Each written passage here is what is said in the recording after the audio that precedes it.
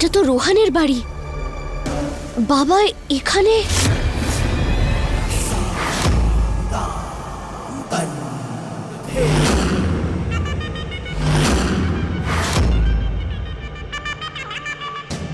তোর এই ভুল ধারণাটা কিভাবে হলো যে তুই গোলাপের থাবা থেকে বেঁচে ফিরতে পারিস?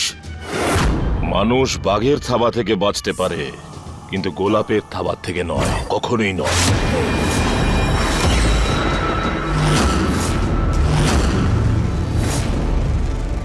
বাবা, এই ফোন থেকেই ফোন করতে চাইছিলিস না পুলিশকে? ক্ষমা করে দিন গোলাপ সিং বাবু, ও ছোট্ট ভুল করে ফেলেছে, আপনি ক্ষমা করে দিন।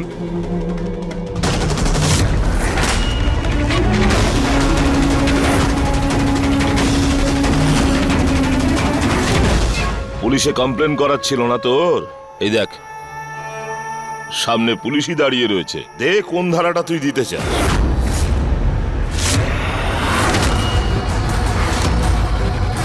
গোলাপ সিং নিজের আইন নিজেই বানায়, আর সেটা ভঙ্গকারীর সাজাও নিজেই দেয়। না না না গোলাপ সিং বাবু, এমনটা করবেন না, আমি আপনার কাছে হাত জোড় করছি, আমি আপনার পায়ে ধরছি, আপনি প্লিজ এমন করবেন না। আপনার জুতো মাথায় নিয়ে আমি সারা পাড়াটা ঘুরে বেড়াবো, কিন্তু প্লিজ আমার ছেলেকে ক্ষমা করে দিন। গোলাপ সিং সবাইকে একটাই চান্স দেয়, আর সেই একটাই চান্স ও নষ্ট করেছে।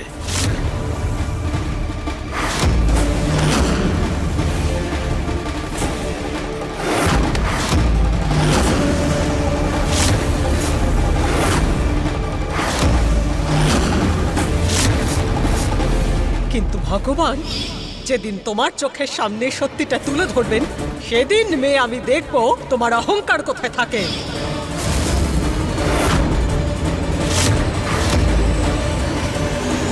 তোমার সাথে যা হচ্ছে না একদম ঠিক হচ্ছে। বাবা!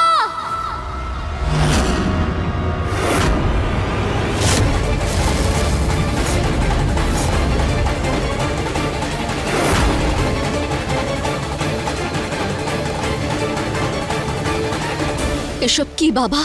বলো যে এসব মিথ্যে, আমাকে বলো, আমি স্বপ্ন দেখছি। বলো যে ছোটবেলাকার মতো তুমি নিজের মেয়ের সঙ্গে চোর পুলিশ খেলছো, কারণ বাবা এরকম কখনো হতে পারে না, কখনো না।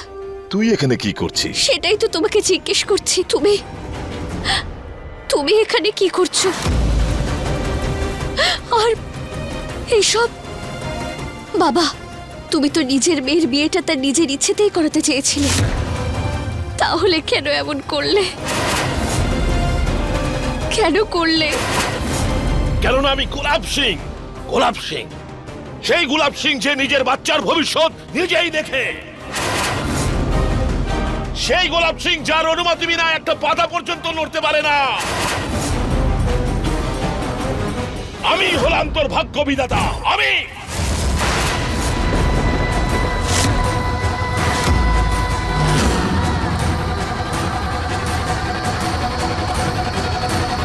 গুরিয়ানুষ শুধুমাত্র চাবি, তুই ঠিক ততটাই চলবি যতটা চাবি আমি চালাবো। তোর পা সেই দিকেই যাবে যে দিকটায় আমি চাইবো।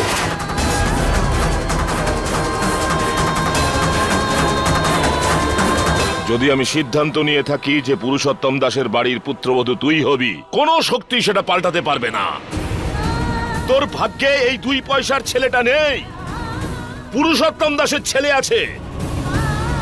তোকে তারই পুত্রবধূ হয়ে থাকতে হবে। বাবা, আমি তো তোমাকে ভগবান ভেবেছিলাম, কিন্তু তুমি যদি ভগবান মনে করিস তাহলে ভগবানের সিদ্ধান্তটাও মানতে হবে তোকে। ভগবান নিজের সন্তানের খুশি কেড়ে নেয় না বাবা। গুড়িয়া, যেটা তুই খুশি মনে করছিস সেটা খুশি নয়, জীবনের সবথেকে বড় ভুল। আমি জানি তোর খুশি কোথায় লুকিয়ে আছে, আমি জানি তোর আর আমাদের পরিবারের জন্য কোনটা ভালো।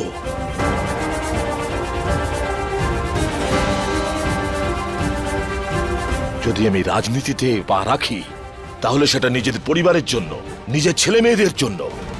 কারণ এই বিয়েটা আমার রাজনৈতিক জীবনের দিকে আমার প্রথম পদক্ষেপ।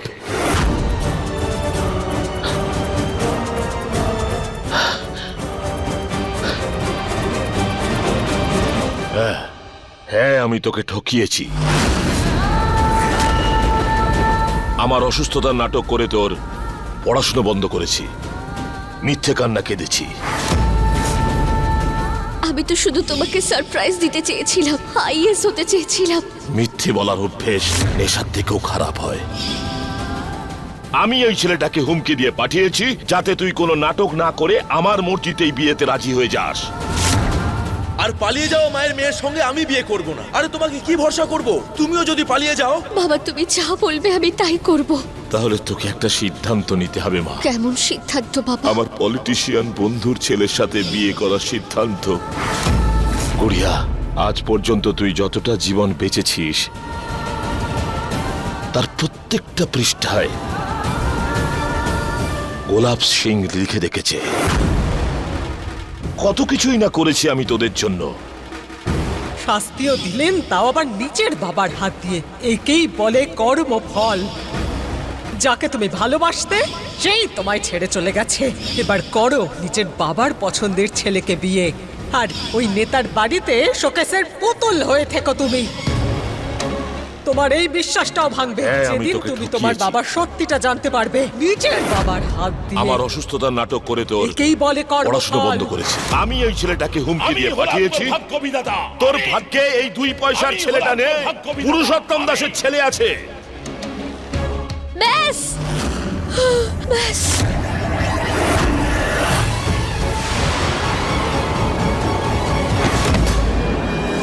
ঈশা,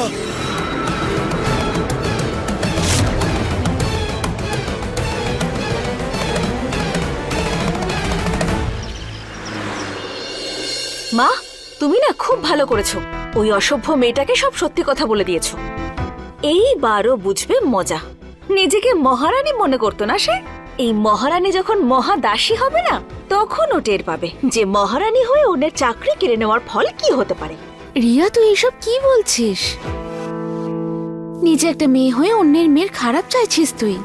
এমনিতেই মেয়েটার জীবনটা নষ্ট হয়ে গেছে, তার উপরে তুই ওকে অভিশাপ দিচ্ছিস। তুই মেয়েটার কথা ভাবছিস? আরে নিজের ব্যাপারেও তো একটু ভাব। যদি গোলাপ সিং সব জানতে পেরে যায় যে আমরা এসব জানিয়ে দিয়েছি, জানি না তাহলে আমাদের সঙ্গে কি করবে। যে নিজের মেয়ের সঙ্গে এত কিছু করতে পারে সে তো আমাদের মেরেই ফেলবে।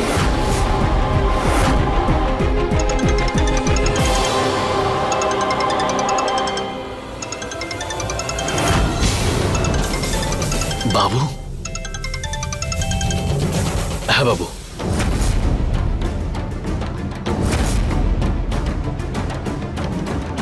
কি ঈশা সবকিছু জানতে পেরে গেছে? বাবু আমি এক্ষুনি আসছি।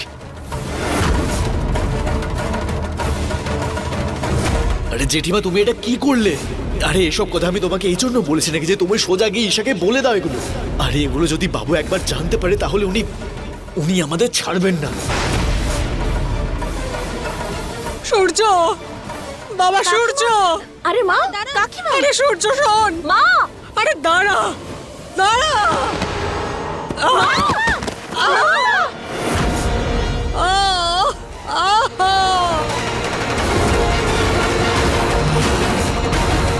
ও বাবা গো, জেঠিমা আমার পা।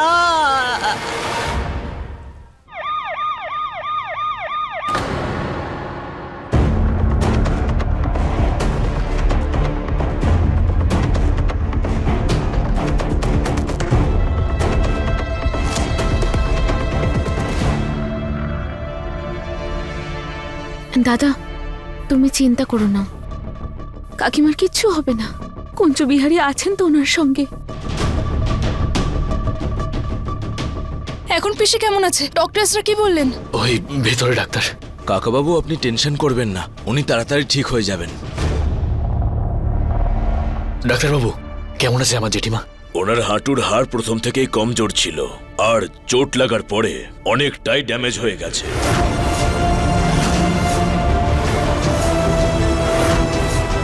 হাঁটু ট্রান্সপ্লান্ট করতে হবে, আর সেটাও শীঘ্রই।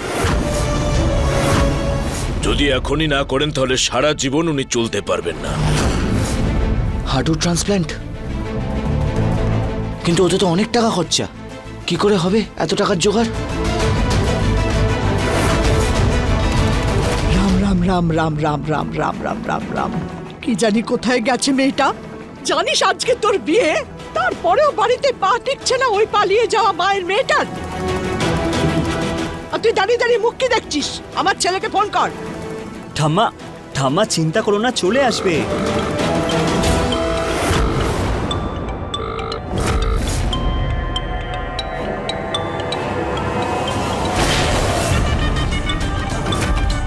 ঈশা, ঈশা, ঈশা,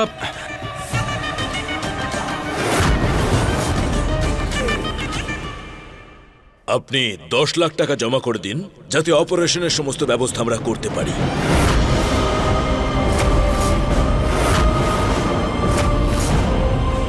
ডাক্তারবাবু, আমরা টাকার ব্যবস্থা করে নেব, আপনি অপারেশনের ব্যবস্থাটা করুন। ডাক্তারবাবু, আমার কথাটা আপনি বিশ্বাস করুন। বৌদির চিকিৎসার জন্য যদি আমাদের বাড়ি বিক্রি করে দিতে হয়, আমরা সেটাও করব।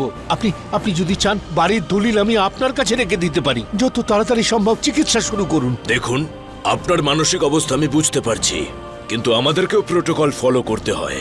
আপনি যখনই টাকা জমা করবেন আমরা আমাদের কাজ শুরু করে দেব। Excuse me.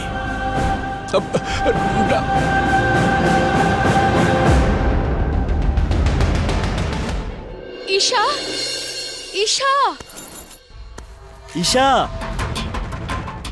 কি হয়েছে ওর? আমার আর আমার দিল্লির আসনের মধ্যে আসার চেষ্টা করছিল। চিন্তা করো না, কিছুক্ষণের মধ্যেই ঠিক হয়ে যাবে। কিন্তু এই শরীর নিয়ে ও বিয়ের পিড়িতে বসবে কি করে? জ্ঞান আসলে ঠিক আছে, না হলে এইভাবেই ওকে বিয়ের পিড়িতে বসিয়ে দাও। কেননা 7 পাক তো আজই হবে। আর হ্যাঁ, ভালো করে সাজাও ওকে। শুনতে পেয়েছো আমার ছেলে কি বললো? ঠিক করে সাজাও ওকে এখন। আর একটা কথা তোমরা সবাই কান খুলে শুনে নাও, আজ তোমরা কেউ যদি আমার আর আমার সিদ্ধান্তের মাঝে আসার চেষ্টা করো, তাহলে আমি ভুলে যাব যে তার সাথে আমার সম্পর্কটা কি।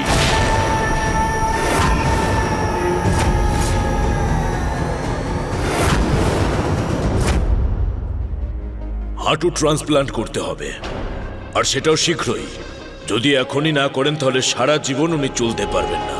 আপনারা যত তাড়াতাড়ি সম্ভব 10 লাখ টাকা জমা করুন, যাতে আমরা আমাদের অপারেশনের ব্যবস্থা শুরু করতে পারি। টাকা জমা না করলে আমরা অপারেশন শুরু করতে পারব। সাবধানে, এইখানে একটু। হে ভগবান, মরে গেলাম। আবার ব্যথা শুরু হলো জেঠিমা? আরে না রে বাবা, আসলে ওই যে পুরনো শত্রু আর পুরনো ব্যথা সারা জীবন পেছনে পড়ে থাকে। আরে এমনটা কিচ্ছু নয়, তুমি তোমার ওষুধটা সময় মতো খেয়ে নিও। আর সব থেকে জরুরি ব্যাপার, তুমি যে কাজটা করছো সেই কাজটা তুমি ছেড়ে কেন দিচ্ছ না বলো? আমি তো রয়েছি বাড়ির সমস্ত দায়িত্ব নেওয়ার জন্য। আরে না রে বাবা, তা নয়, বাড়িতে বসে থেকে করবোটা কি? হ্যাঁ, আর তুই দেখে নিস, একবার কাজ শুরু করলে এই সমস্ত ব্যথা বাপ বাপ করে পালাবে। জেঠিমা, এরকম কথা বলো না তুমি। আমি তোমাকে আর তোমার পাকে কোনোদিন কিচ্ছু হতে দেব না, বুঝতে পেরেছো? হ্যাঁ রে বাবা, জানি। আমি আমার ভগবানের ওপর আর তোর ওপর পুরো ভরসা রাখি।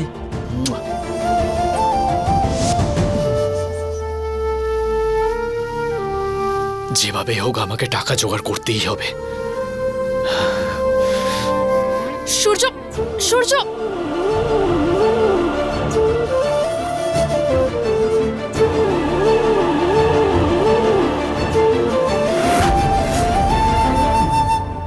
ঈশা, ঈশা, মা।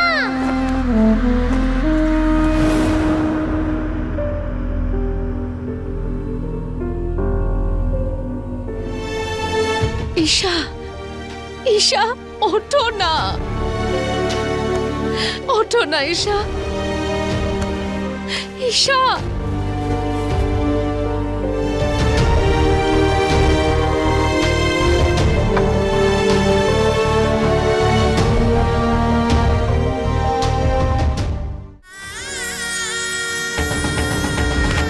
তুই আমাকে নিজের বাবাকে ঠকিয়েছিস, এর শাস্তি তুই অবশ্যই পাবি।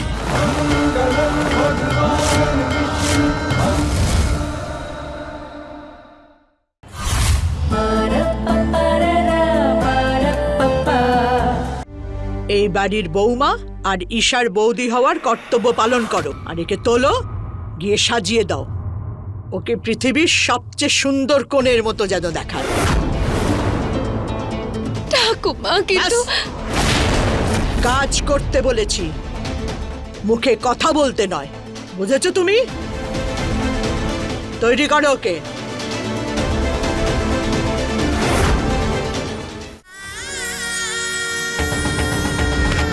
তুই আমাকে নিজের বাবাকে ঠকিয়েছিস, এর শাস্তি তুই অবশ্যই পাবি।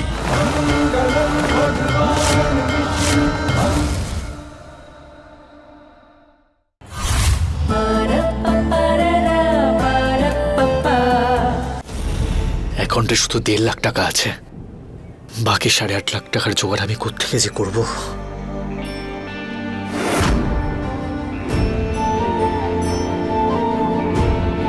বিন্দিয়া, এখন আমার কিচ্ছু চাই না, যাও এখান থেকে।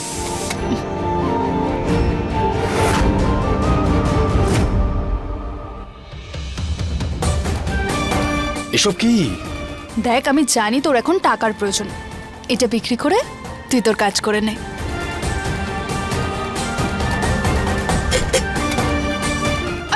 না, আমার এখনো পর্যন্ত খারাপ দিন আসেনি বিন্দিয়া, আর না আমাদের বন্ধুত্বটা এতটা সস্তা যে তোমার এইসব গয়না আমি বেচতে বেরোবো। মানে তুই না আমাকে পর করে দিলি, তুই আমার গয়না বিক্রি করতে পারবি না, কিন্তু একা একা টাকার জন্য চিন্তা করতে পারিস, তাই না?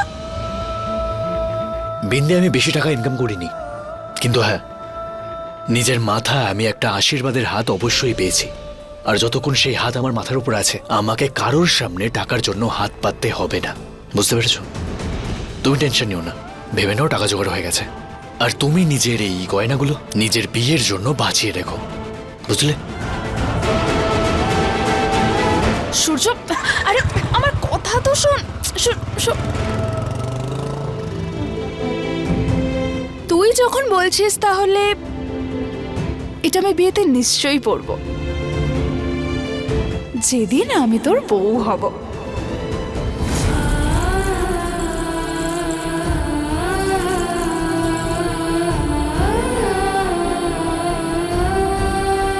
ভেবেছিলাম নিজে হাতে গয়না পরাবো, সুন্দর করে তোমাকে সাজিয়ে দেব, কোণের সাজে দেখব, কিন্তু এইভাবে এরকমটা না আমি ভেবেছিলাম, আর না তুমি চেয়েছিলে।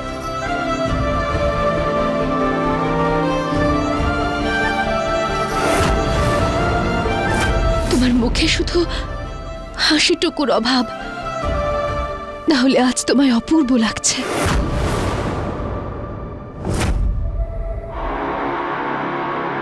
পুরুষোত্তম বাবু, এই বিয়েটা একটু তাড়াহুড়ো করে হচ্ছে, তাই এই খারাপ অবস্থা।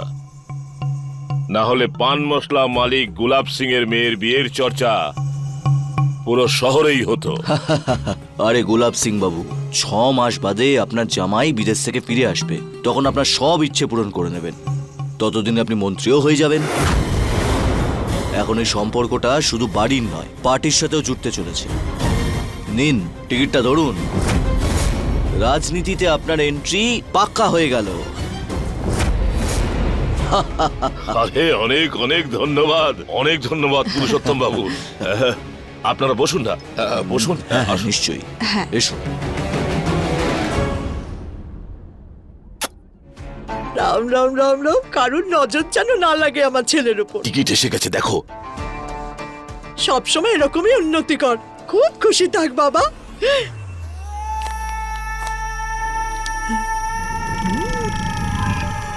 মা, হ্যাঁ, সবকিছু ঠিকঠাক আছে তো? হ্যাঁ বাবা, কোণে তৈরি হয়ে গেছে, ব্যাস এখনই এলো বলে। মা, বরযাত্রীরা সবাই মোটামুটি চলে এসেছে, কেউ যেন সন্দেহ করতে না পারে। এই বিয়েটা যেভাবেই হোক শেষ করতে হবে, বুঝতে পেরেছো তো? আচ্ছা, তুমি এদিকটা দেখো, আমি বরযাত্রীদের দেখছি। ঠিক আছে।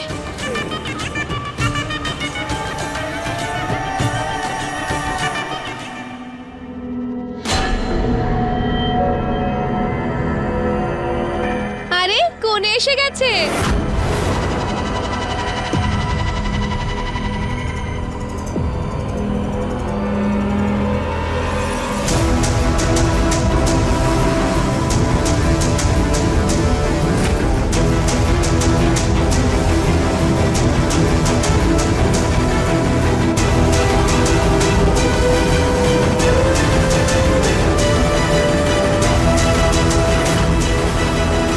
কোণের লেহেঙ্গাটা কিন্তু খুব সুন্দর, আর ওকে কি মানিয়েছে দেখো।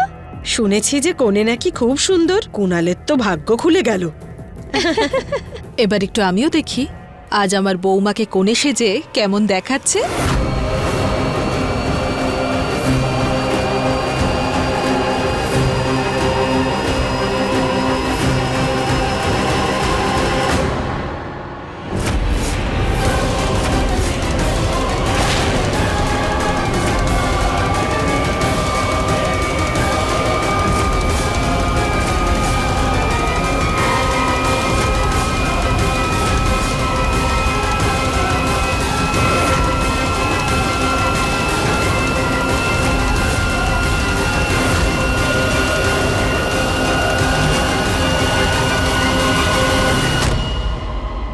যদি ওরা ঈশাকে অজ্ঞান অবস্থায় দেখে ফেলে তাহলে সমস্ত খেলাই বিগড়ে যাবে।